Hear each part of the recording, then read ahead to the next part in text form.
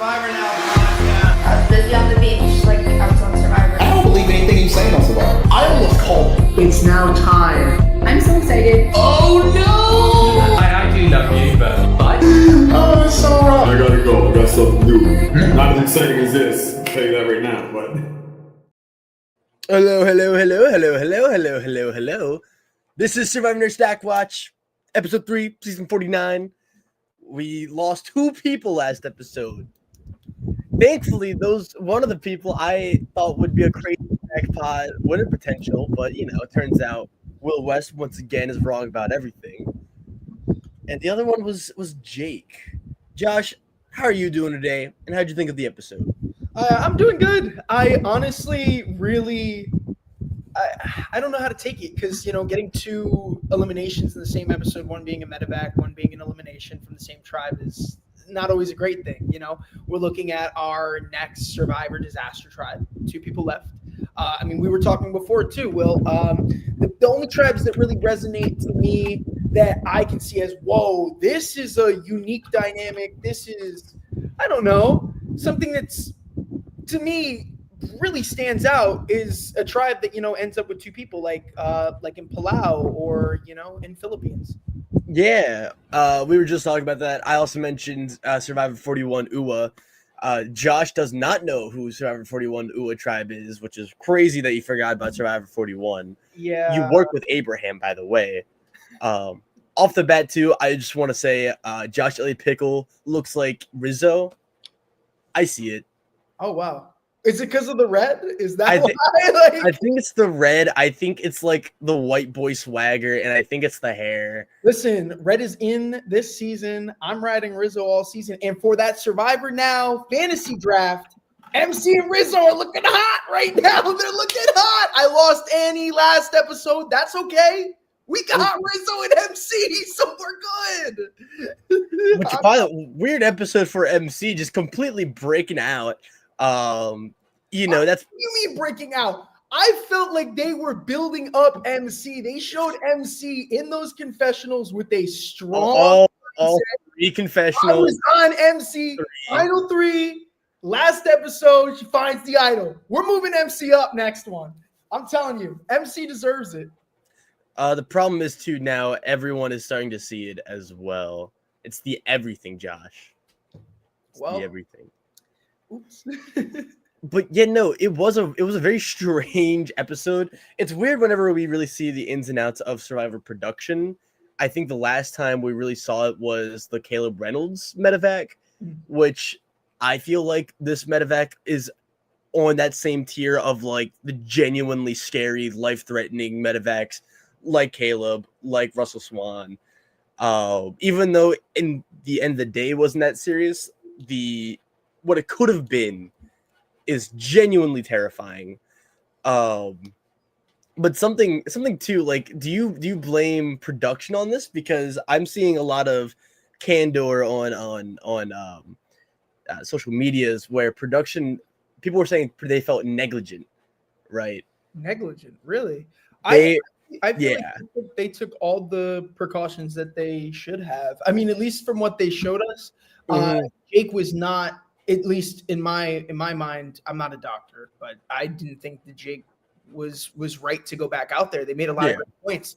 Not having fire, not having food, going back into that environment of like a all semi-near-death experience. That's got to be scary. And the only thing that, at least that we were being shown in the edit was that Jake couldn't stop thinking about his family. And it seems that the right decision was made. I'm glad that Jake is still safe. I'm glad that they didn't take the risk to send him out there and they still were able to monitor him. So I think to say that Survivor was negligent, they made the right decision. There was something very serious that could have happened, and they took the highest precautions for their castaways. Yeah. And I only wanted to bring that up because I like to make fun of bad Survivor opinions I see online. Because I see a lot of Survivor opinions, and some of them make me mad. And I really want to reply to the people, because people are like blaming production. They're like, they should have had antidotes at camp at all times just in case. forgetting that the snake bite is genuinely one of the rarest things that could happen, especially a venomous bite as well. And I think the medical team knew about dry bites before they started, shooting in Fiji. So I don't know. And I mean, yeah, Chris too lives in Australia, so used to giant kangaroos and spiders and snakes. So if Chris is saying it's bad, it's bad. There you But go. we're gonna move right on in, and we're gonna talk about Jake first. I feel like Jake is an interesting case, interesting guy, because Jake could have been an all-time character, but now that he has a medevac, we have to recontextualize his whole story from start to finish, because Jake has a really defined storyline, but that's because producers knew that they could give him a tragic ending. It's kind of like Matthew from 44, right? Where he, on paper, was one of the craziest contenders for a while because of how much screen time he had. Granted, he was on the Kelly tribe. But how was Jake as a game player? Because I think he was really good pre-merge, but I was really excited to see him. As a game player, Yeah. I am probably not a big fan of Jake's game. I do think that Jake solidified a majority alliance that stuck with him, and honestly, that's like the number one step to do when you're on Survivor, is to kind of have that alliance that you need. But I don't really think that Jake, when it came to the Shoe Bandit, when it came to, just the openness that Jake had of letting people know where he stood, it seemed like there were too many cracks, and I don't know. I don't think that I feel like Jake would have had a hard time come the merge. When the merge happens, I feel like already people would have seen him as a big threat, but Jake doesn't play the game that diminishes his threat. He doesn't try and lower his threat level throughout the game. He kind of just rides with it and plays with it. And I feel like this would have been a cast that would have went after a player like Jake, because had a red tribe like a Savannah come on that tribe, or maybe even an MC or a Steven duo, I feel like those alliances would have conflicted with working with Jake, and they would have seen him as a threat no matter where he was on another tribe. I don't see the longevity for the merge, but I do want to see him in another season. I do feel like you put it out right. He was a very interesting character, but there's been these weekly, I think it's Entertainment Weekly, that came out with like some of these quotations for Jake, where he said that he had a lot of unfinished business to go out on Survivor, that he has stuff that he still wants to do out there. And to be honest, I would give him the shot. I think this is a very unique situation. And I would love to see Jake play again. I mean, he was entertaining, but I do want to see where his gameplay leads him. I do.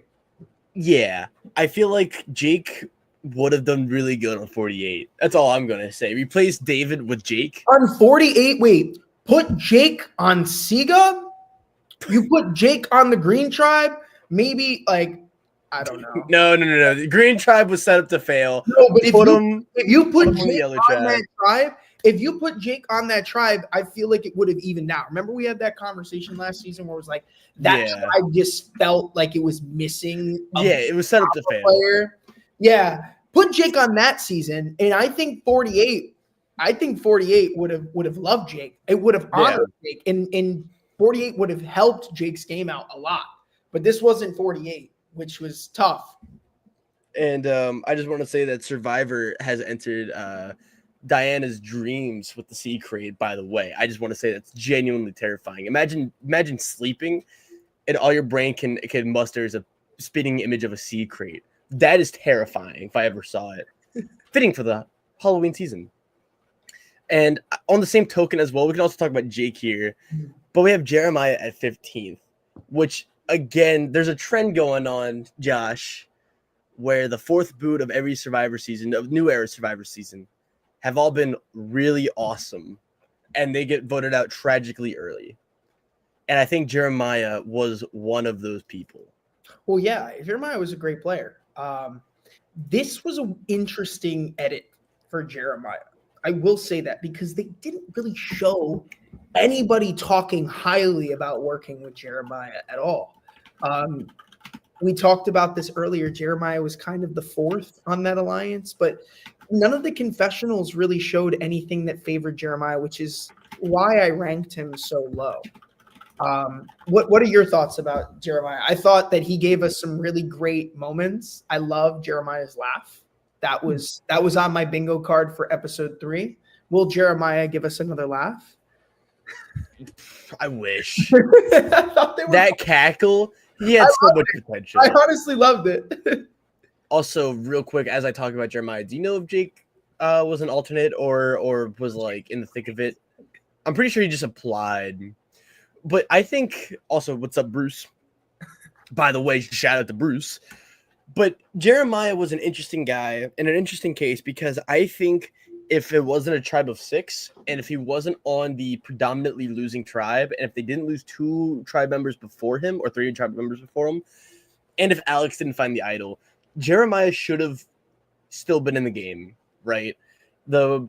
Everything just kind of came crashing down, and at a certain point, once you're on a tribe of 3 and one guy has an idol, it's very difficult to navigate. And Jeremiah was just on the bottom from the very jump, and it kind of sucks seeing him this far low. Well, here's one of the things that I really struggled with because I was watching it, and I was just like, it all came down to tribal, and I think the decisions that were made in that moment might have been made like last minute because some of the answers that Jeremiah had towards Alex's statements or just the general topic of discussion. Remember, Jeremiah couldn't even get Alex's name right. And I feel like that was more brain fog in that moment. Like Sophie's shown it before, like the fatigue, not having food over that time, it really gets to you mentally. But a big thing that I probably would have struggled with is in that moment, when you know someone has an idol, you have to look at everybody and say, we need to assume that in a tribe of 3, the person who has the idol is going to play it.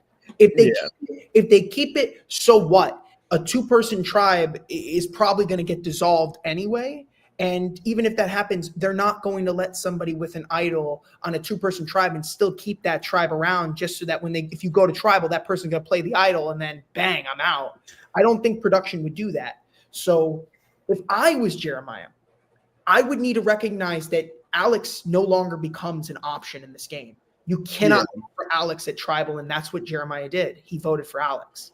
He needed to realize that in that moment, it needed to be Sophie or no one else. Sophie had to go in that moment. Now, had Jeremiah heavily pushed Sophie and actually meant that, I think Sophie would be gone here. And I think Alex would have jumped on the plan with Jeremiah. I just don't think that Alex trusted Jeremiah long-term in the end. So it was Sophie's arguments that really stuck with Alex. And I think that that's what won Sophie Alex's vote in order to stay. Yeah, I think it really came down to I would say it came down to Sophie, but then it really didn't because Alex played the idol regardless. You would think, right? In that situation, what should happen is Alex receives no votes. He has the idol. He shouldn't receive any votes. But in that tribal, Sophie was the only one who didn't receive a vote. Okay, we'll get to Sophie. I'm just saying, Will. Sophie has one of the sloppiest episodes of all time, and Josh is like, this is the greatest. I'm just saying, I think Sophie is playing the best game right now, given we've only seen one tribe, but we've seen Spy Shack Sophie. We've seen Talk My Way Out of Getting Votes Sophie. Sophie is the most adaptable player we've seen so far in this season. Like, by far, Sophie's playing this game. And I love Sophie. I think she is the best game player right now. I mean, yeah, but well, it's the problem. It's always a tale of what happened in the episode and how did the edit show it. And we'll get to Sophie when we get to and I'll talk about Alex too. I'm not done with this topic of discussion. I just wanted to talk about the ever so lovely Hina tribe real quick, and Sage as well. But our bottom 4 are all from the Hina tribe, right? So there's Sophie, Christina, Matt, and Jason in that order. And the reason why we're talking about everyone collectively is because the Hina tribe has just been decimated in the edit. They are the new Siga tribe. They are the new, they just, all we see of them is that they hang out, they love each other, and they're all best friends. You know what's funny? I actually was trying to predict what was going to happen this episode.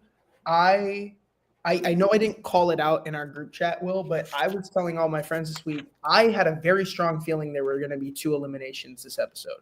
They were saying, oh, this morning, something, blah, blah, blah. In the sneak peek, it told me, okay, a medevac happened before the immunity challenge. Someone was going to get voted out. The episode title is called Lovable Losers. Jason has this sneak peek about how this tribe is so lovable. I thought Hina was going to go tonight. I thought they were finally going to show some weakness. I am shocked that this tribe has just dominated every single challenge. They have never not come in first, which is surprising. Have we seen a new era tribe that is just dominated? And I'm talking first every single time. Now, let's say there's no tribe swap. Would this tribe keep going? Yes. Oh, and end it.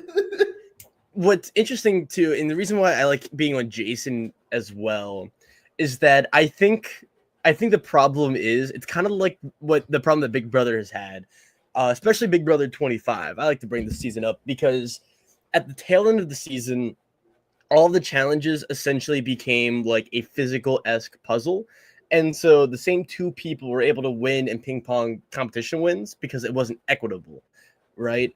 And I think right now we're kind of seeing that in the new era with Jason just being so good at puzzles and the puzzles being the great equalizer that no matter what happens, Hina's always able to pull ahead because of how good Jason is in the puzzles. And it's funny you say that too, because in the challenge where they have the disadvantage, it ended with a puzzle.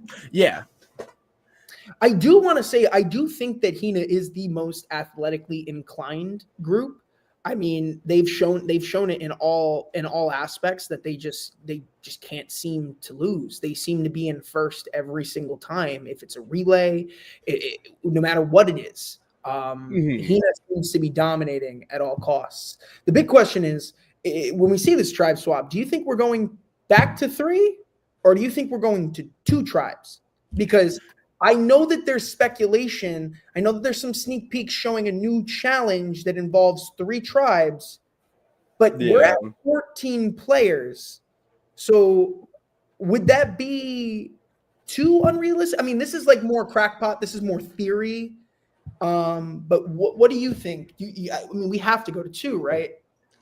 Yeah. I mean, knowing producers, they're going to send like 1 or they're sending like 2 on a journey or something. I really hope it's 2 tribes of 2. I really want that. I think everyone tribes. Yes, we need to go back to the 2 tribes. And the problem is that like Survivor fans, they love being critical of other Survivor fans, right? And so when we go a long time without something, fans would naturally want it. So it's like the villain talk, right? Fans want a Survivor villain because we haven't had a true blue coded Survivor villain in a long time. Yeah. And it's the same thing with 2 tribes. For a while, the 3 tribes were like such a cool and unique spin on Survivor. Like Philippines did it, and that was really awesome. Cagayan did it. And then over time, it became the norm. And then starting with 41, it's like 8 straight seasons. It starts to get a little tiring. Yeah. And so I think it's a fair thing to want. You know what I'm saying? And I don't know. I'm expecting 3 tribes because I'm expecting Survivor to be very cookie cutter and by the books. But who knows? Who knows what Survivor does? Sometimes they do surprise fans, and they are sometimes really good. I think to answer Chris's question in the chat, Chris, I think the reason why they do 3 tribes and not 2 is to keep the jury diverse. It's so that if there is a dominant tribe that continues to win, they're obviously going to dominate the jury. And you don't want the jury to be heavily favoring the people that they played with at the beginning. You want those diverse outlooks at the game. Because if you have, let's say, the final three is made up of players from two different tribes, and there's one complete tribe that has nobody in the final three, those are going to be the swing votes. Those are going to be the people who are going to want to look at all aspects of the game because they didn't start with those players, if that makes sense. That's why I think that they're insistent on 3, and it's another reason why they went to 3 from 2, so that there isn't just like one person that everybody just parades on and gives another opportunity to look at everyone. In the end, personally, I like the final 2 better than the final 3. I think there's too many 0 vote finalists. And it's just like, it feels like people are always going to naturally gravitate towards I'm between 2 people and that's what I'm going to go with. Nobody considers the third option. There's always a player's game the jury doesn't respect as much as the other 2. And I prefer the final 2 because I think in a final 2, the jury is more inclined to listen to the person that they don't want to vote. Yeah. And the whole, that's essentially, I agree with everything, especially the jury being equal. And that's an interesting take on final 2. I want to debate that because I'm a contrarian by heart, Josh Elliott Pickle. We'll debate it. But I think after postseason we need to have like Survivor Now, StockWatch, SmackDown, where we just argue for like an hour. I mean, I'm down to just do an episode of just crackpot, like what ifs, what nots. But what I will say is to kind of circle back onto this Hina tribe. I don't have much to say, and I don't have much to say only because of this season's edit. We've not seen anything. No cracks, no breakdowns. The only person who's willing to say that they don't trust somebody in this game is MC. And after episode 3, I still believe that MC, especially after this Beware advantage, is in the best spot in that tribe.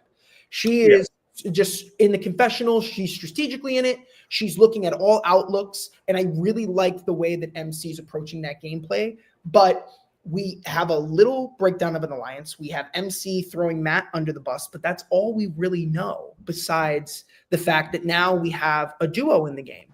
I think Steve and MC is looking to be like the champion duo of the Hina tribe. Those are going to be the 2 that are going to be the strongest players on that tribe. So I actually like that MC brought Steven in, but with those 2 players knowing about this, it leaves everyone else on the bottom. And we're just not getting that much content from them, Will. So I don't have much to say regarding these players because there's not much. They're dominating. They're winning. They're lovable. They're lovable. What are we supposed to say? How can you not love Jace? Look at it. I want to pet his cheeks. Speaking of not much to say as well, it's kind of the same with this next player, but Sage had a little more going on. And so now I don't think Sage is winning. I still don't think. I think she's done. I don't think she has a winner shot. But this episode now is curious because this could mean one of 2 things. Either A, she gets voted out very, very soon, despite there being a swap and despite the dynamics being adjusted. Because Sage has proven that she's pretty savvy of a Survivor player. She's very observant, and I don't blame her for going to Shannon about saying like, "Hey, I think Rizzo and Savannah are tight." Because Sage believes that there's still that alliance and that duo and partnership between her and Shannon. So Shannon betraying Sage's trust is kind of interesting. And then Sage had a background shot. I think Sage could make it far. I think Sage could make it really far. And maybe we just didn't see much of Sage so far because it has to set up her underdog story. How do they set up the underdog story? They have to set up the big alliance. So Sage is excluded. They can't really do that too much because the Kelly tribe has been on a continuous losing streak. And then we need to see Hina every once in a while. And do we see that Savannah said she freaked out about all girls trio that they have? I'm pretty sure they did show the all girls trio. So here's what I was going to say. Sage did say after the episode released that what they haven't shown in the edit is that Sage and all the girls made a trio. They made a 3 group. And what Sage was going to Shannon about in that moment was to let Shannon know that she thinks Savannah is working closer with Rizzo and that Savannah is throwing Sage on the bus. Sage was frustrated that someone in an alliance that she thought was, truthful, was throwing their name under the bus. So I don't think the viewers are getting that, but apparently, according to Sage, there was talk of them all having each other's back. So I think that's really where Sage is frustrated. I think it's really miscommunication between the both of them, but it doesn't seem in the edit that's really resolved. It doesn't seem like they talk about it because it seems like both of them, they're really showing us that both of them are going to go after each other at some point.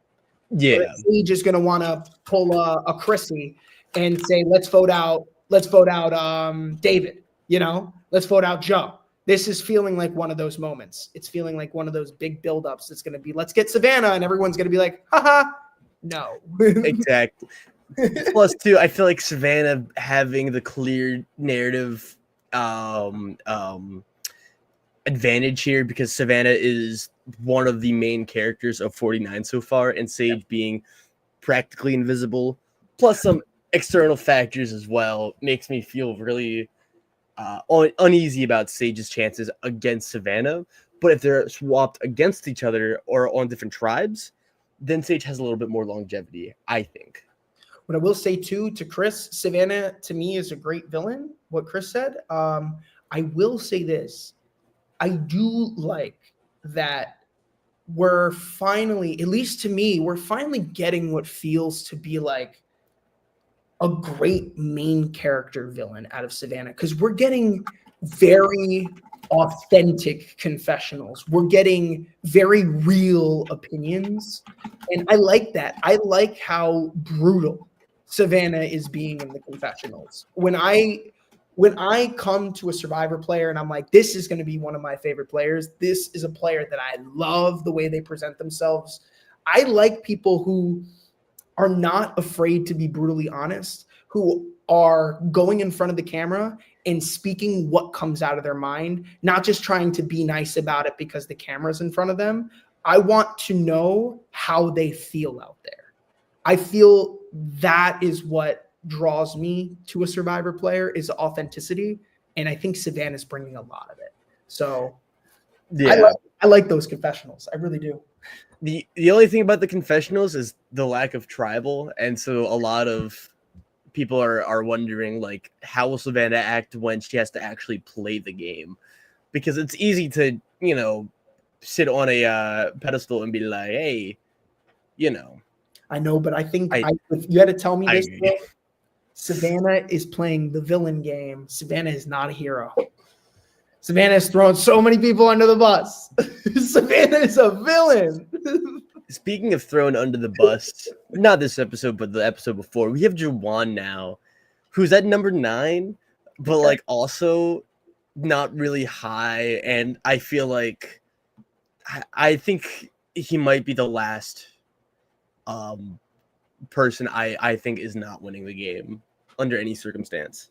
Why do you feel that Jawan doesn't deserve to win or isn't going to win the game, I should say? I was going to say it's nothing about deserving because I don't know who watches these. You don't know yet. And so, I mean, I'm on the fence about Jawan because Jawan, what we've seen so far is that he's been a very messy player. And a lot of people, what they're going to bring up is the fact that he helped the tribe, did the tribe disadvantage. But like, I feel like a player like Savannah will not forgive that. And I think that there was no real resolution to that. It was just, he did the tribe disadvantage, gave it to Hina. Both tribes won anyways. And then it's back to the Kelly drama. And so I feel like Jawan was in a lot of hot water early on. And Jawan just hasn't really been shown as a strong force in the game. He's been on the outs the entire time. I don't think Jawan really notices or realizes. And if he has, then we're not getting shown him talking about it. And so I think that is the big fear with Jawan. I think a lot of other things with Jawan is I don't want to be overtly critical, but in a game of Survivor, I don't think the tribe actually cares if you bring them a tribal advantage. I just Yeah. don't think people are as grateful for it. I mean, it's like, woo, we won one tribe, but like, I don't think that there's a way that you can really build long-term trust with that unless you have like a phenomenal social game. But one thing that I really found interesting was that Jawan's game seems to be all about like, I want to do this for the tribe. Let's do all this stuff for the tribe. And by that, he means, look, I got an advantage for the tribe, right? We're going to do it. Let's all find the idol together as a tribe. You know, I don't know if people are going to necessarily be happy that Jawan said that out loud, because everyone's going to be like, well, if we're all going to go find the idol, we know the idol's going to be found now. But if I don't find it, I'm not going to get it. And I would feel a lot more comfortable if everyone sat at camp and I could see where everyone is, because if somebody's gone and they're finding the idol, that's one less advantage in my pocket. So I don't know, because like we see these things in the confessional, we see where some of these players' heads are at. You have Savannah on your tribe. Savannah is going to be looking at everything and is going to say, this upsets me, this upsets me, this upsets me. Yep. And I think that that's one of the things that might bite Jawan. And I'm about to move away from Jawan, but real quick. Jawan does not remind me of Davey. Jawan, this is a deep pick. Jawan reminds me of Anthony Robinson from Survivor Fiji. If you know, you know. Nerdy guy on the outs, pre-merge. Like, had an unnecessary rival with Rocky. His rival clearly is Savannah. What more do you want? Savannah is Rocky Reed, bro. Rocky, bring back Rocky. Like, what happened to Rocky? Wait. He was Sylvester Stallone, man. What's good, Jake? Jake's in the chat. Yo, what's good, Jake? How's it going, dog? How are you doing? You doing good? And we have an Australian in our comment section, so he understands all about like scary snakes and scary animals too. So y'all can bond over that. Y'all can bond over. And he's alive. You're alive, Jake. We're glad. Things we love to see for 400. We were talking about it before, though, Jake. You have unfinished business out there. We need to see you back on our screen soon. We hope to see you on. Yeah. I was going to say, you might have NDAs and whatnot. Yes! You probably can't tell us anything. But, like, surely as long as you are free and, like, they're not doing Survivor 50, like, surely you come back. I would love to see it. Honestly, I think we're due for another returnee season. Not like a 50 type big season. I want to see, like, a second chance too. Again. Yeah. Or something, just something. I want to see players come back. I like the returnees. I feel like we got so much new era newbies, like new ways that I think we could start bringing back those. Bring back Pat, or bring back another All Stars. Like, we've only had one All Stars. We've only had one Heroes versus Villains. Like, Jake, Villains Tribe. Like, wait, now we're talking. Much love to you, Jake, as well. And now we have Shannon. We're talking about Shannon now. And Shannon had an interesting episode, because I was big on Shannon, and now she's dropping. I'd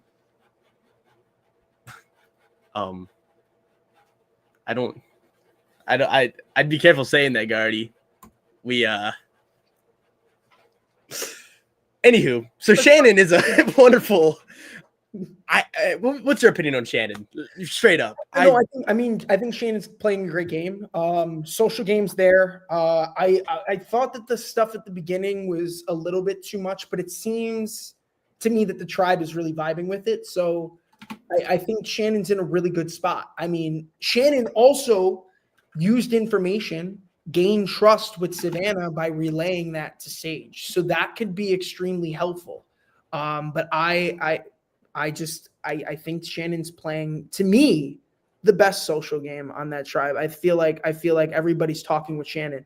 Nobody's talking game or relaying information from someone who's on the bottom. Nobody's talking to Savannah like that. So right now I feel like in terms of social games, Shannon's in the better spot because people on the bottom are willing to talk game with Shannon, or at least from what we're seeing on the edit. Yeah. My only feeling, the only thing with Shannon is that I feel like she kind of fell into the trap of just time on Survivor. I'm not a big fan how she immediately went to Savannah. We don't know if it was immediate, by the way, because of Survivor editing. I don't want to make it seem like she immediately told Savannah. But I feel like if you are on a winning tribe and your tribe looks like you're doing good, the vibes are great, they've talked about being the vibey, awesome Kumbaya tribe, I think just don't spread drama, especially between two people that clearly show signs of wanting to work with you. It's just, I don't think there was a downfall. Like, none of the blowback went on Shannon yet. I'm just waiting for, like, next episode or the episode after where Shannon gets a little bit of negativity. Actually, that's a good point because now that I think about it, I don't really know what Shannon's game is.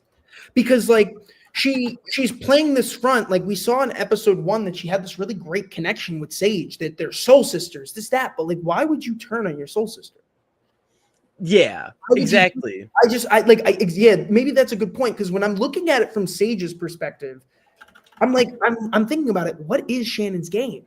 Like, why are you telling me that we're good and that we're like something that we're not? If you're just gonna run and tell information when I feel like someone's coming after me, like that would concern me. So I see Sage's concern completely. Yeah. And the problem is, it's the problem of what's actually happening on the show versus how it's getting shown to us. Because on the show, it's very negative for Shannon. And I've dropped her down in part because of that. Also in part because of, I think other people, I think should go higher. It's just unfortunately one of those unresolved storylines that we just have to kind of wait and see on, because I don't think we have a clear-cut answer yet. Yeah. Definitely Also, some things game-wise, though, that you could see. Like, there was definitely gameplay that we saw from Shannon for sure. No, Shannon is a player. Shannon's there to play.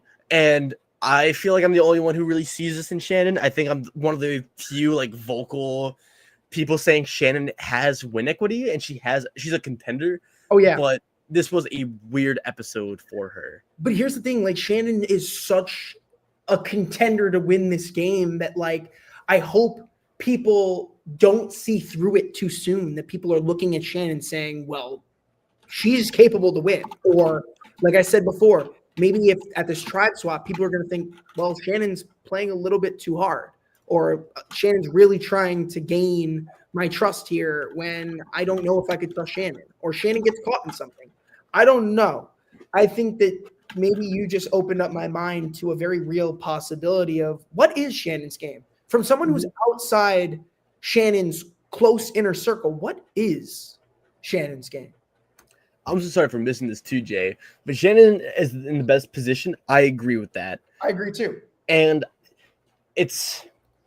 I think on paper right now she is. It's just when she's spreading around this not misinformation, but when she's spreading words from her allies and getting them against each other, I'm not a big fan of that. And now there's a swap coming. But I do think more than anyone else, Shannon played the pre-swap the best.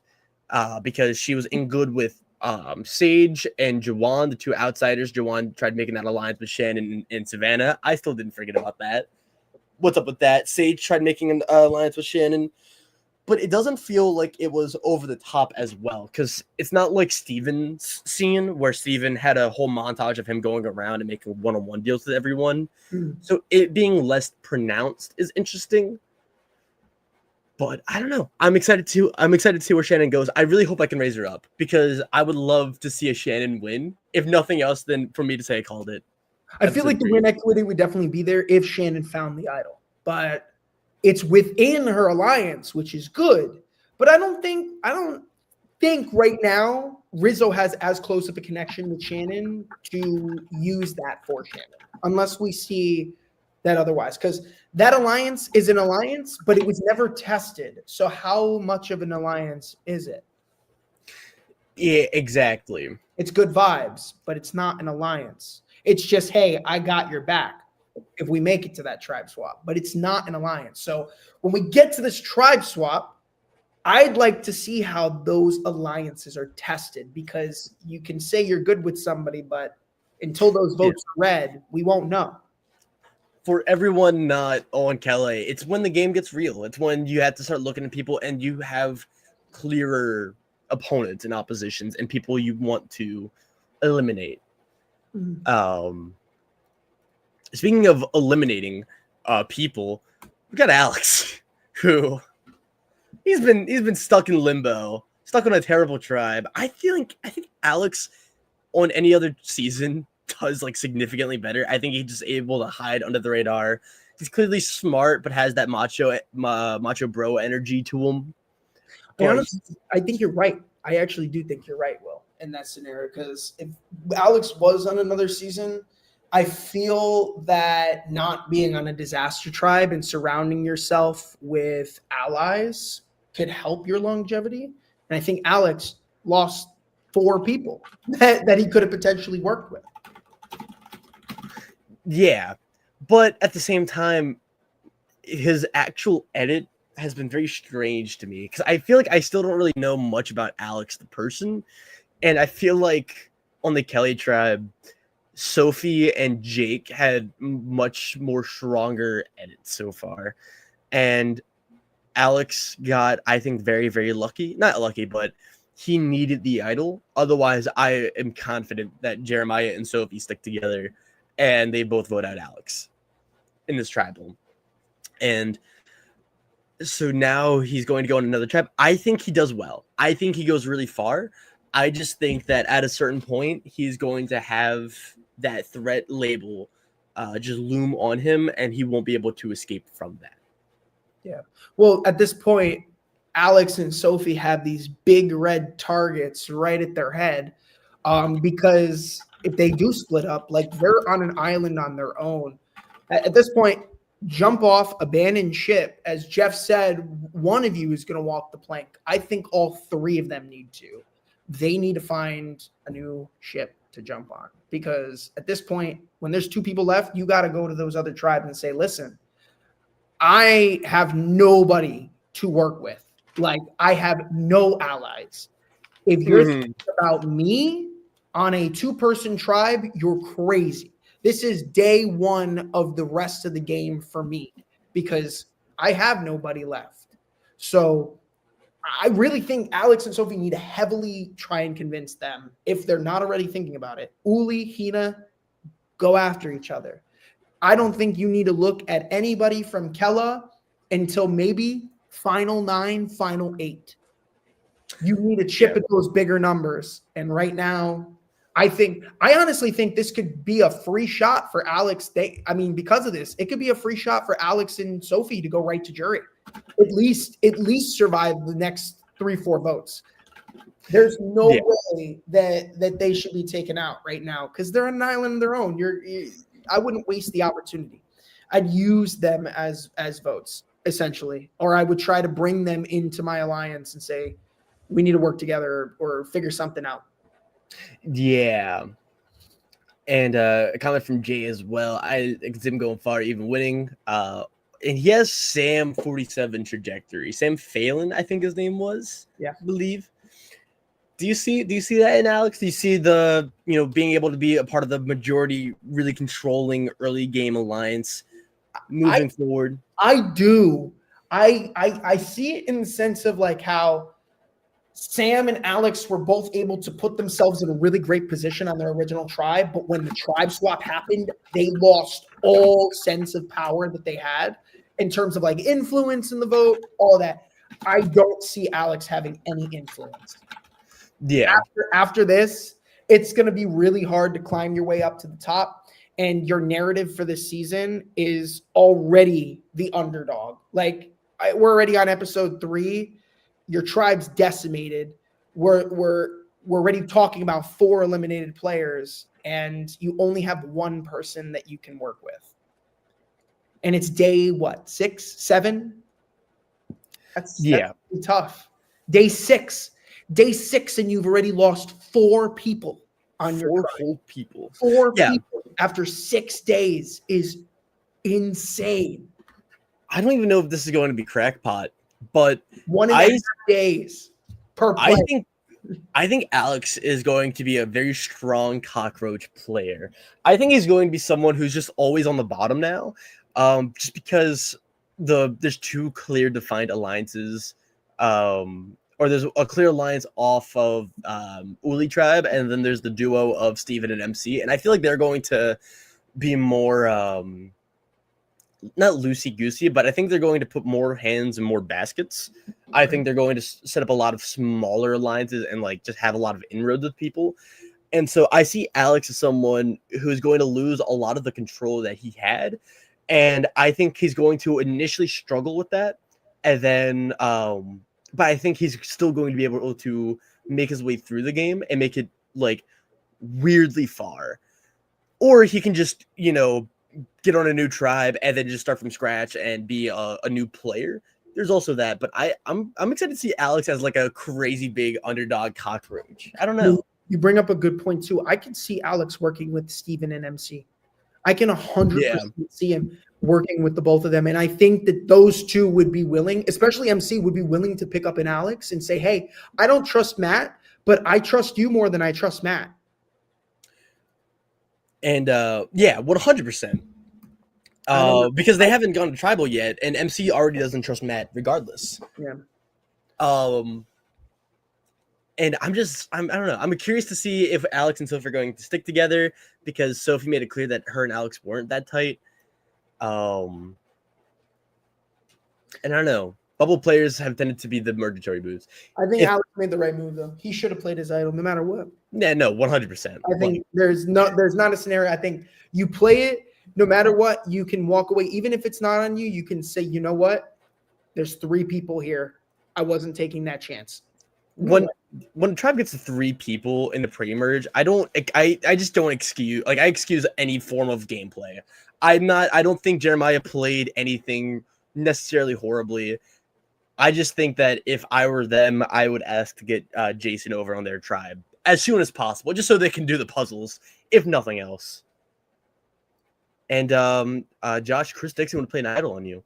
Oh, we have to find it first. Exactly. Hidden in the stream is 1 immunity idol. If you find it, you get to fly out. Good luck. But we have an interesting split opinion. We have MC. Now, I have MC kind of low, but it's not. Why? MC has a chance to win. She's the lowest of the players I think still have a chance. It's just Hina is so weak as a tribe that if we got a winner from Hina, I think they would take Uli's spot in the edit, in the narrative, right? Because we're still getting bits and pieces from Uli, even though they've never gone to tribal, even though I've suspected that they did go to tribal. And so the fact that Hina in particular is getting shafted and we're only getting little bits and pieces, because we still didn't get like a storyline from MC. And the fact that her and Steven were shown to be tight, and the fact that Steven said that her and MC were tight is very interesting. When I feel like just last episode or the episode before, Matt and Steven, to me, was the duo from that tribe. To me, that's kind of went downhill. We have not seen anything from Matt and Steven since episode 2, and that really concerns me when it comes to that alliance. To me, we've been talking about Steven and MC as these 2 players that it seems a lot of people want to work with. I mean, the bottom wants to work with Steven, and MC doesn't want to work with Matt. But MC still feels gravitated towards Steven. It feels like these players want to either go to MC or Steven. So MC going to Steven about this feels really good. I feel that Steven will be a trustworthy player to MC. But when you have 2 players that are really great socially, that really jive well within a tribe or within a dynamic, I like it. I think it's a really powerful duo. I think that both of them know how to play this game or are playing this game really well to start. So I actually like this, but I ranked MC and I'm keeping MC this high still because MC found an idol. An idol. Like Yeah. No, that's you got to like the trajectory here. MC is in a better spot than many. I think idols to me have been mattering less and less as time goes on because there's just so many idols, and so the opportunity to misplay or not use idols, like to me, the idol doesn't feel as powerful as it did back in like Survivor Samoa, HVV. Not a diss to MC as well, but I'm seeing the comments from Chris about MC being like Carson. I think MC to me is very similar to Kelly from Survivor 45. I'm not going to try to pronounce her last name. Kelly from 45 pre-merge was in the best position on the Bello tribe. The Bello tribe not being a very important tribe narratively. All it was really known for is having Bruce and then Jake and Katora were beefing numerous times. Kelly was always in great with everyone. And I think MC is very similar. I think they're both doomed on the less important tribe, the tribe that probably loses in a tribe v tribe battle come merge, because that's what we're getting set up for. And I think Uli takes it. I think Uli beats Hina in that tribe warfare because they seem more prepared for it, while Hina is still in their glory days and relaxing. Nothing wrong with that, but that's what I see from MC is a lot of Kelly upside. All right, I could see it if if MC gets eliminated like right at the start of merge, but I think MC's going a lot farther than that. I think MC has shown to be the best physical competitor on the Hina tribe, and we've seen it in multiple ways. MC was the one who won them their initial rewards at the first challenge of the season. MC did a full freaking jump up the wall when they had 20 pounds on them going up. I don't know. I've been really high in MC, and I'm going to keep riding the MC train. Well, I'm going to keep riding.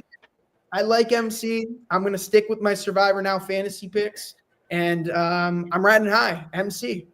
Look, Josh, me getting Rachel first episode in 47, that's given me all I need in life. I want nothing more than MC to win this season. I want to see it. If nothing else, I just want to be wrong.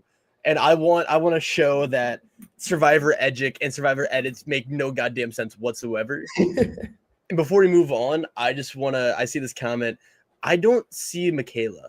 I really don't. Michaela, to me, felt very, like, proactive and very strategically forward and very threatening to her tribe, not in that sense, but just like she was always going to be a larger threat because of how much she thought of the game and the game theory. Michaela kind of reminded me of Vanessa from Big Brother 17, but that's a crackpot theory for another day. And up next we have Nate. But you have number 8. That's kind of strange. I feel like I'm seeing a trend here. Well, I have a reason for 8. And I'll tell you why, because there's a strategic reason why I picked Nate at 8. My picks always, I think the best spots that players are at are the ones in the middle, because those are always going to be the swing votes. Those are always going to be the neutral players that I don't feel are in a really bad spot, but I don't think they're in a really good spot. And that's where I see here with Nate. Nate's in a really big alliance, but I don't think people are going to value Nate on a tribe swap. I don't think they will. I think they did on their tribe. They jived with it. But I don't think this season is going to favor the older players, if that makes sense to me. I think this is very much a young cast. It's a cast that's prioritizing the younger players. And I don't think it's doing any justice to the players who are in the older ranges. So for me, I ranked Nate 8 because I don't know where his trajectory is going to go. I think Nate has the charm. I think Nate is. I feel like a lot of the older players, the clear outliers. I feel like there's only 2 this season. It's Nate and Matt so far, or right now. and Matt seems more introverted, right? While Nate just seems like he's out of his element. I think Nate can be really good socially, and I think the Hina tribe would really like him, and then I think Alex would like Nate, and then I think Sophie might also. I think this might be the cast for him. I think Nate could get along with anyone, despite his old age. Like Rizzo, aka Josh Elliott Pickles, said that Nate was like a father figure. So I do, but I only see him. I only see Nate jiving with Rizzo and his little crew from Uli, and possibly some of the people with Hina. But all right, again, I ranked Nate at 8 only because for me he is one of the most unpredictable trajectories that I can predict. Some people I feel like I have a better shot at predicting, like a Savannah. I feel like Savannah's gotten a confessional every single episode. I feel that Savannah's more towards the end of the game. But Nate is a player who I don't feel is somebody who could be somebody eliminated next or somebody who goes all the way down. I just don't know. It's harder for me to predict that. Well, yeah, and it's that's the beauty of Survivors not ever really knowing, because one person could have MC at number 3, right? Which I don't really get, but it's an idol. Like, she has an idol. That idol is going to carry her. Okay, she gets the final 3. Yeah, she's like, I found an idol, and Josh Elliott Pickle says that's all I need. That's it. After episode 3, I got the episode 3 idol. I was good. We're set to go. She's going to the end with that idol. Anywho, moving right along. We have Josh Elliott Pickle next, number 4. Oh, I see it. Wow. Okay. Yeah. I guess I didn't do the math right. I thought Rizzo was in our top 3 before. Okay. Well, I think Rizzo deserves to be high because of the idol. I think in a good alliance, but we haven't seen anybody really want to go after Rizzo. Nobody wants to target Rizzo. In fact, we've only heard about people wanting to work with Rizzo, so that's pretty good. But I ranked him just a little bit higher just because of the idol. I would not put him in the top 3 as of right now because we haven't gotten a lot of really good confessionals since episode 1. It seems like episode 1 had that reward, but we're not really seeing much more. They kind of just like said, oh, here's the reward. Okay, here's like 1 confessional, 2 confessionals of Rizzo in episode 2, and then we'll give you no confessionals until the very end, right before Tribal, where we show you him finding an idol, and then we don't show you anything else. So they're really trying to like hide all the dynamics that are happening. I think this next episode is when we're going to see a lot more of those lines in the sand, a lot more strategy talk. I think we've just seen the pregame. We just saw the prelude to our story of season 49. Now is the episode where we're going into chapter 1. We're going into the game. We got rid of, the big pre-merge fiasco, disaster tribe, blue is no more. Now it's time to play Survivor. So I think now's the time where we start to see some more of that. We start to see people talking game. We start to see where people actually stand. And I'm willing to bet you what we have right now is going to change drastically. There's going to be, I'm willing to bet you 3 of our people from Hina next episode who are on the bottom are going to skyrocket in various places throughout our next ranking. Like there's without a doubt. I mean, I don't know. I think once I have a player like in the graveyard, it'll take a miracle for them to come back out. They truly need like a standout episode. But yeah, no, Rizzo is an interesting case because I think in part right now he's being not shielded, but he's just being hidden. I think he's going to have some breakout episodes down the line. I think I see main character because Rizzo's always present, even though he's not getting the confessionals. And that's important because it reminds me of like Steven or even Christina, and to a much lesser extent, Christina's always on screen whenever Hina's shown. even though she hasn't gotten a single confessional since episode 1. What the hell? My question now is, when Rizzo first got revealed for 49, and in the first episode, I saw like crazy cocky villain. I was expecting like this Gen Z guy to be like, I'm here to kick some ass. I'm here to, and I was expecting like really smarmy, over the top, eccentric villain. Not at this one, Rizzo. I was just thinking like that Riz God persona. You don't just call yourself Riz God. To be honest, Rizzo is presenting and promoting himself the same way that I probably would have if I was on the island.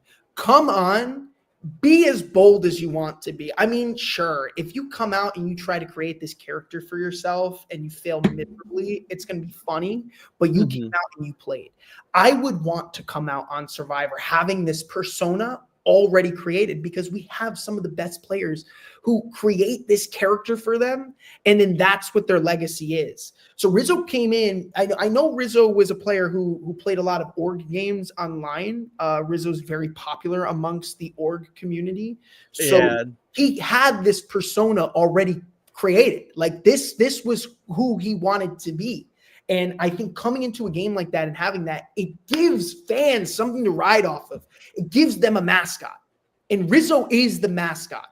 Rizzo is presenting himself as Riz God. Like, that is what we want to see. We want to see Riz God. We want to see him make those moves, right?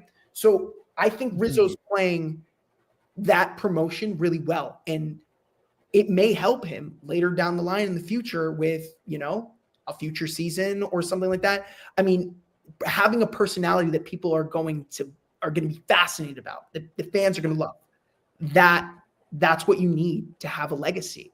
Some people forget it. I mean, let's do it. Let's talk about Big Brother, right? I know this is Survivor, but I'll put it in Big Brother terms.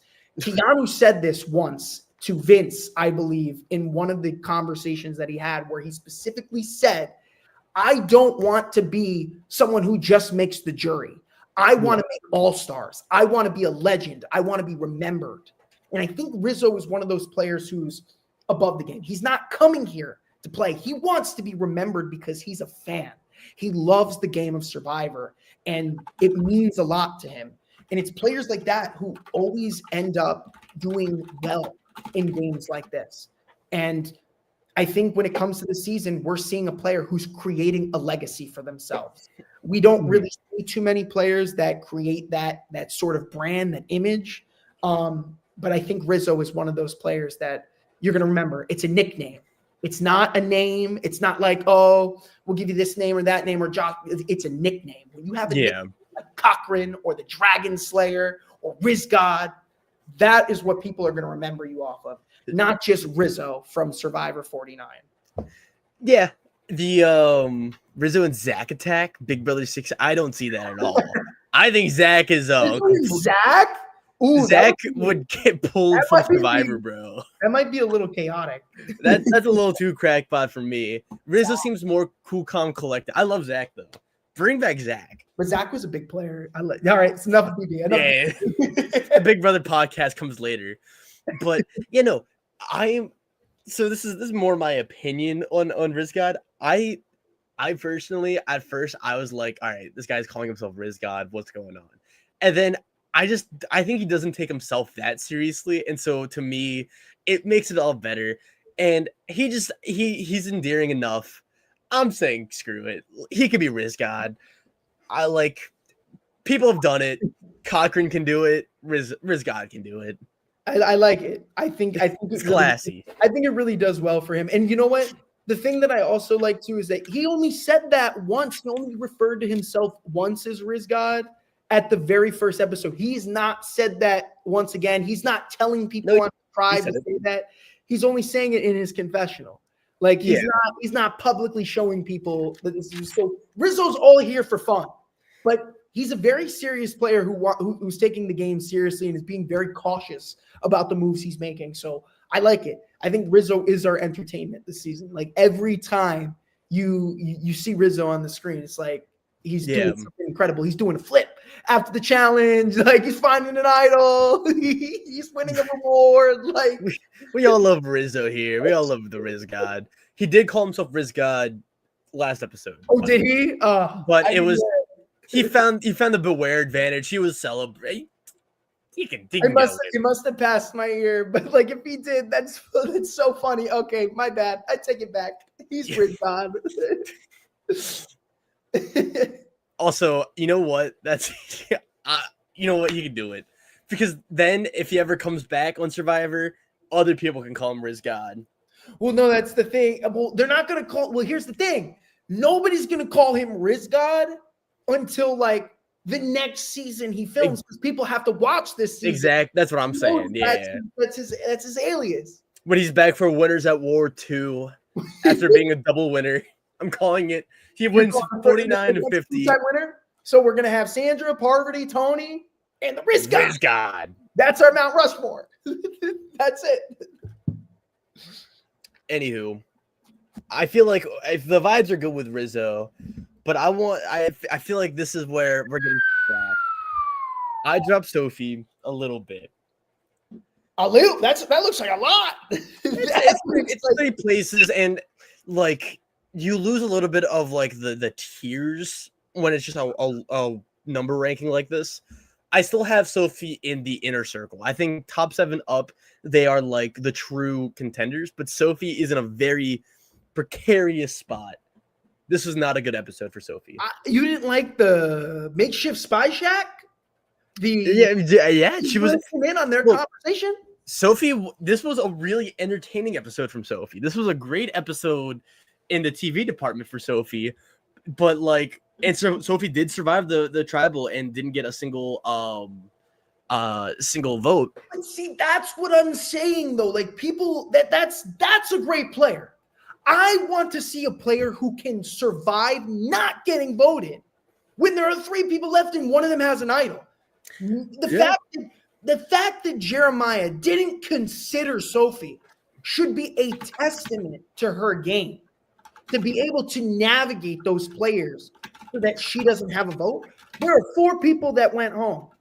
Every single person on that tribe has received a vote, but Sophie. Mm-hmm. Like Sophie is playing the game. And I just, from this episode, when Sophie's on that tribe, when Sophie is on the tribe swaps that happened this week, I'm more scared of Sophie than anyone else because Sophie has been to tribal 3 times. Nobody else has even touched a tribal. Sophie is already in game mode. So I have to be honest. I think Sophie's winning. I don't think I can change my mind. I don't think there's a single thing that will possibly change my mind. Well, I'm so sorry, but Sophie is playing the best game. And by the way, everyone, that's Sophie with an I, not Sophie. That's a little typo we have, but it is Sophie with an I. We love you, Sophie. We'll get that right next time. Yeah, that's what I want to say too. By the way, I'm like of anyone on 49, I'm rooting for Sophie the most. I want Sophie to win. There's not a single Sophie to win. Sophie, listen. Sophie is playing a great villain game. I'm loving this. We have villains, and these are entertaining villains that are actually like being bold and being authentic within their confessionals, that are being honest and that aren't afraid to speak their mind. What's up? What this is Confessional notes? This is every confessional from this episode. It's 4 pages. We start the episode. Sophie immediately says, I don't want to see Jeremiah or Jake gone. I need them to stay for my game. I don't trust Alex. What happens for the next 90 minutes? Jake goes, Jeremiah goes. And so this could be one of 2 things, right? I don't think this is a death sentence episode for Sophie, but this was definitely not a good one because she never got her way. And I think she lost a lot of her mobility and her maneuverability, and she lost a little bit of control that she had because this was the first vote that ultimately wasn't really up to her because anything can happen.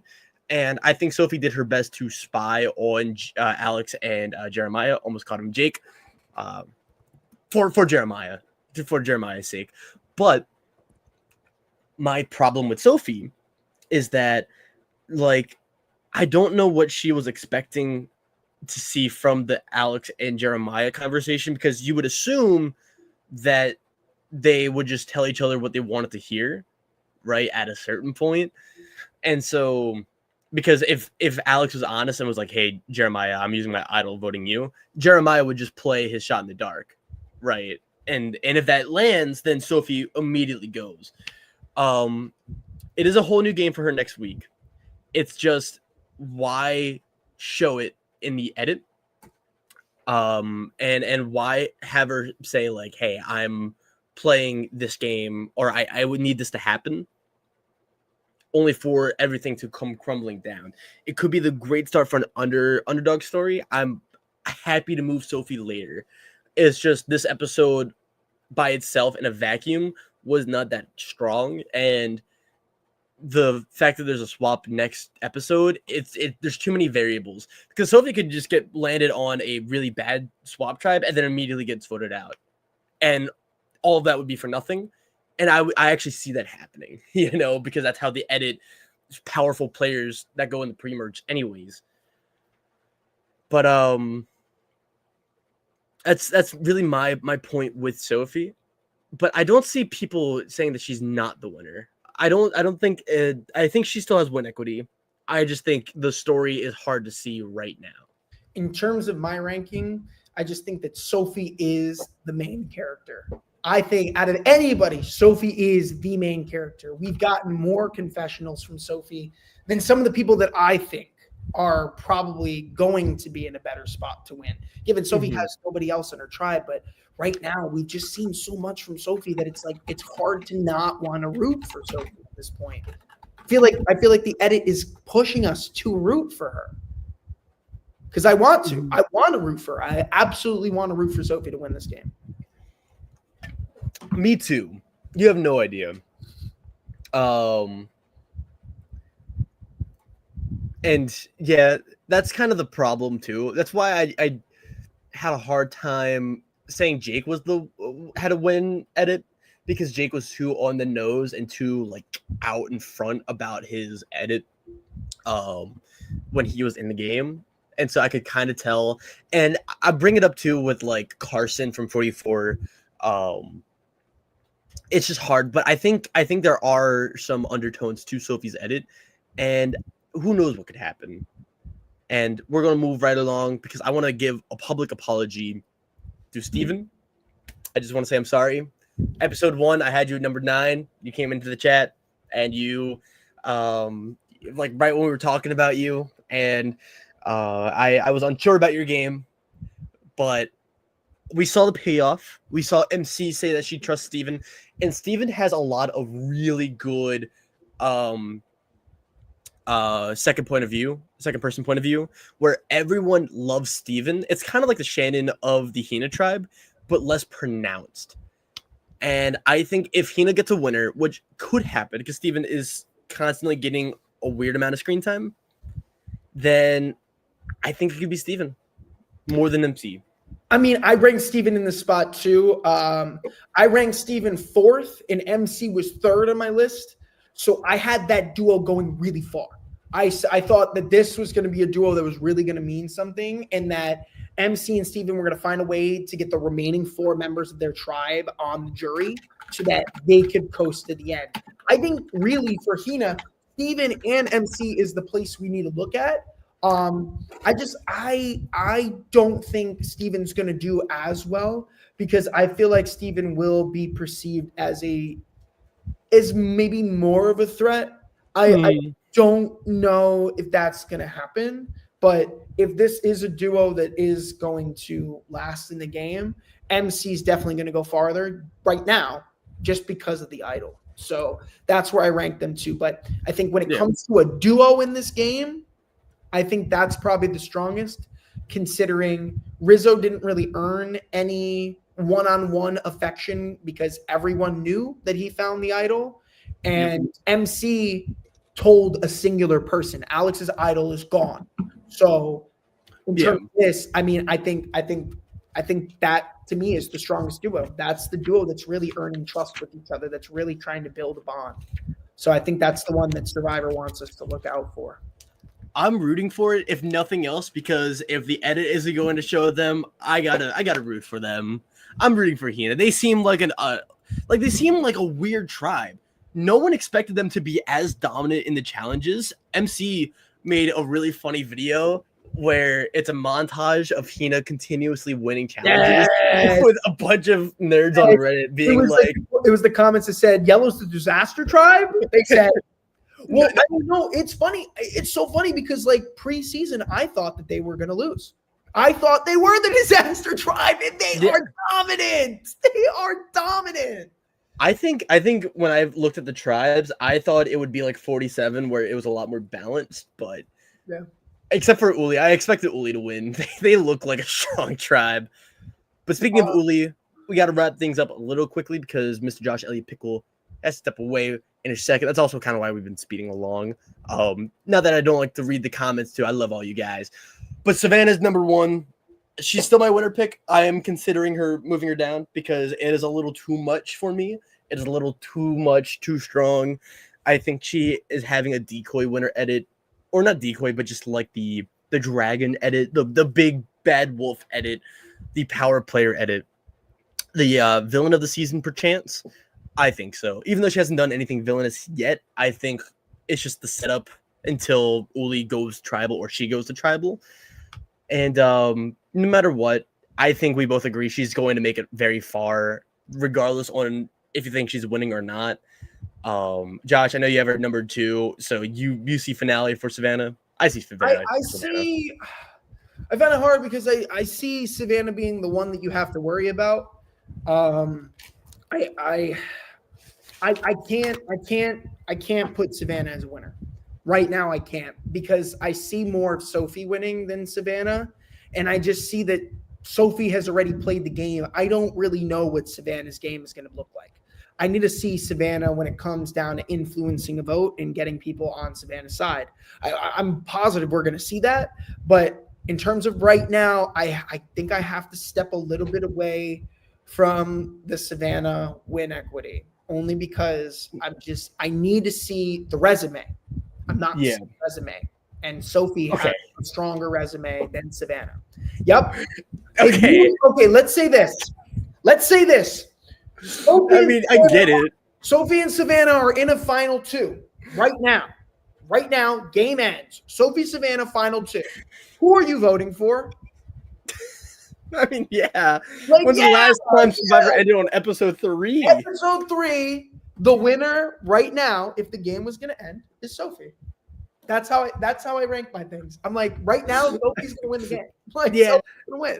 No, I get it. I get why. It's just really because like the irony isn't lost that it's still episode 3. I love early StockWatch so much. I love pre-merge StockWatch because you get shit like this. You get conversations like this where we're like, I had Matt at number 4, episode 1. Like StockWatch is what a time to be alive. Survivor StockWatch. Yeah, that's a tanking stock. Actually, before we end the episode, do you want to do our buy nows and our buy low, sell high? Yeah, absolutely. I could literally just put together a few that I think are really, really interesting here. I think anybody who is on Kella, whether that be Sophie or Alex, are really good buy lows. Get them while their tribe is literally decimated. Because I think, like I said, those are players that people aren't going to consider as options. In fact, they're going to be numbers for another tribe. So if they're still low on your little stock portals, I would buy them low. I think those are really, really, really good options. A person that I would put as a sell high is Matt. Yeah. Matt has not been getting a good edit the past 2-3 episodes. Actually, no, he had a good premiere. I give episode 1 to him. When I say that 3rd episode, I'm really meaning the sneak peek for this week because it seems that they're teasing Matt is in some big trouble. So I mean, I wasn't really high on Matt last week, but Matt, I got to be honest, your stock is going lower and lower and lower. I mean, Will, you brought it up too. You had him at 4, and it keeps just getting lower each week. Yeah, and it sucks. I like Matt. I was rooting for Matt. I was hoping he could be like the strange, like older player oddball who just makes it obscenely far. But alas, we don't live in that world. Yeah. What are your thoughts? What do you think is a good buy low and a good sell high option? If you have any other things that maybe differ from what we've said, or if you want to add to something I've said. Yeah, I think a good buy low right now is Sage. I think Sage has a lot of good upside, and I think right now I don't see winner potential, but I do see Sage coin being a little higher than what it was. As long as this next episode is really good, maybe hold off, for another episode and see where the tribe divisions lay and see the dynamics. But there's a lot more life in Sage than I've realized. And I think a sell high could be Shannon. I think if Shannon continues to play as hard as she has been, I don't see her making it that far. I see her getting an early snub.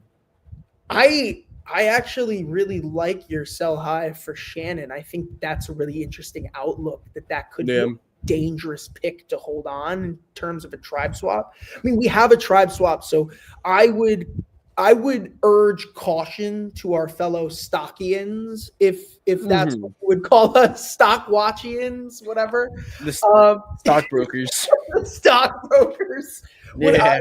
What I would recommend is just look at people who are on the bottom of these tribes.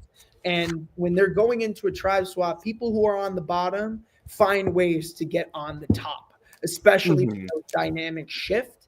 But those people who are on the bottom, for me, I think would be those Kella members, the Alex, the Sophies. I would look more towards them than I would people on the bottom of Hina. Uli is a different story. I actually like that tribe, and I have those players going higher, but Hina's where I have trouble. Who on the bottom is going to make it? That's what I'd like to see. And I see that too, Jay. I just think that Shannon has been pumped up to be a bigger player. I just see her being the kind of player that gets sniped like weirdly early, like Thomas from last season. R.I.P. Thomas, by the way. Obviously, Shannon's a lot more heroic and Thomas was a lot more villainous, but like similar trajectories of like power position swap, decimated. Could happen. Anywho, Josh, Mr. Josh Pickle. Oh my God, I'm so sorry. I thought that would go away automatically. Where am I? I forgot that's how StreamYard worked. Josh, this has been the stocks. Oh. The stock watches. Yep. Sorry, I tried doing a callback. I don't have the energy. It's okay, Will. But what I will say is this week, I think I'm gonna keep on to my little StockWatch Survivor Now fantasy picks with Rizzo and MC. I'm holding on to MC coin or M coin, whatever you would call it. M coin, and I'm holding the Rizcot. my M coin was Matt, and that your M coin tanked. You're broke. Pour one out for Thomas, by the way. I actually love Thomas. Me too, man. I love back. He was, but that's what I'm talking about. I love Survivor players who are bold in those confessionals. Be honest. Tell me what you're talking about. Tell me what you're thinking about. Tell me where your head is at. If you don't like Will, say you don't like Will. But that's not don't that because I love Will. I love Josh. It's like the Jonathan Penner where he's like, you gotta speak your truth on Rob has a podcast. Anywho, I thank all the viewers, everyone who commented. I love the chat. The chat is making Survivor Now StockWatch like my favorite show, my favorite part about Fridays. The chat's been alive today, Will. Yeah. It's been alive. The chat has been alive for like the last 3 seasons. Honestly, I'm very grateful for all who have been able to stick around and watch us talk some stocks. Like, every time I'm like, I do a Survivor podcast, people are like, "Oh, I'm sorry." I'm like, "No, this is a good time too because we moved this time. We used to do Thursdays, Thursdays at 8. Now Fridays at 1 seem to be a great podcast to listen to at work. We're here. We're here for Survivor fans. We love it just as much as you do. We do. Even when we hate it, we still love it. No one loves misery more than Survivor fans. Oh, yeah. Oh, yeah. Anywho, we thank you, everyone, and we see y'all next week. And peace.